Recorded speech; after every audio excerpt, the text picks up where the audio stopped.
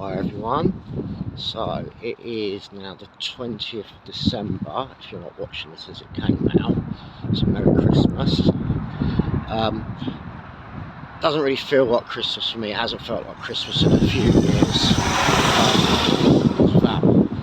It's even a poor me, spend it on my own, and try not to think about it, because I think about times in the past when there was Christmas, and yeah, it can be upsetting to not have that again.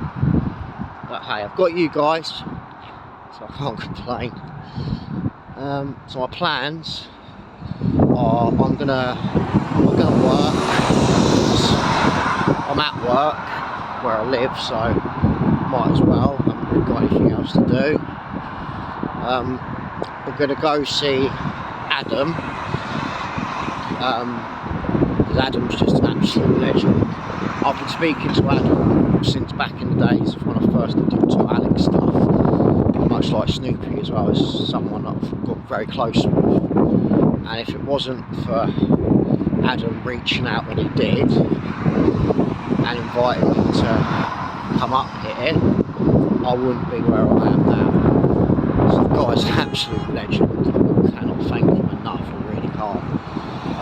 Incidentally, he's only a young chap, well into his cars, and he's probably one of the hardest working people I've ever met. Like, this guy he's an HGV driver, he will work 7 days a week. Like, I've never known a guy that young to work as hard as he does. So, like, massive respect to him, really is. He knows what he wants in life, and he knows if he wants to get it, he's got to work for it. I've got such a huge amount of respect for him, I really have.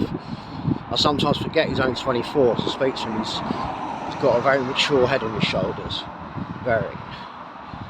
But anyway, on set. So to continue with our theme of dangerous people, like I say, it's not just people that are immediate danger to me physically, it could be people that are a danger to themselves. So, like I say, when I did the first story in the news, I got a lot of attention, lots of people came to visit me. It was lovely, it really was. I had a young lady came to see me, and she was lovely and friendly, really get on with her. And I didn't know her from Adam. She was only 21, I think. And basically she was offering me to go and stay at her place. And you know what I mean, part of me wanted to just jump at the chance because it would get me out of that situation. But it was just something in my gut was telling me it wasn't going to be a good idea. Like I say, I always trust my gut instinct. It's never done me wrong. And you've got to think about this logically. So I would have been a 38-year-old man then, 21-year-old girl. So at the end of the day, at 21, you're a girl. Okay, you're not much out of being a kid.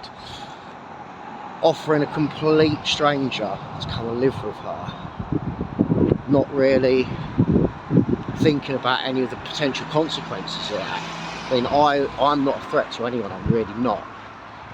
But it just didn't sit right with me that she could be that sort of reckless. You don't get me wrong, she's clearly a very caring, very lovely young girl, but naive, very reckless, because you know, I could be a complete psychopath, couldn't I? And again, from my perspective, I don't know her, I don't know her situation. You know, it could potentially be dangerous for me. And the fact of that age difference, that she's a female, that could put me in a very vulnerable position. So I say, in my gut, it just didn't sit right. So I politely declined. But what I did do was, the guy that came and saw me when he was new on the streets, that I showed him the ropes, and he decided to go and stay out in the woods, and I told him it was a bad idea, and he ended up getting beaten up. I sort of knew that I had a better chance of survival than he did, so I sort of introduced them, and he ended up going and staying with her. Everything turned out fine. They ended up in a relationship.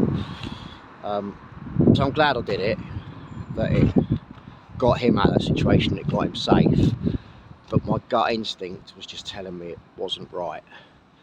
And it wasn't the only time I'd had that happen. I had it happen a couple of times. And what I've learned is there have been times when I've not really thought about it, and people have offered me somewhere to stay, and I've gone and stayed there. Like I've said before, at that time I ended up staying in a brothel.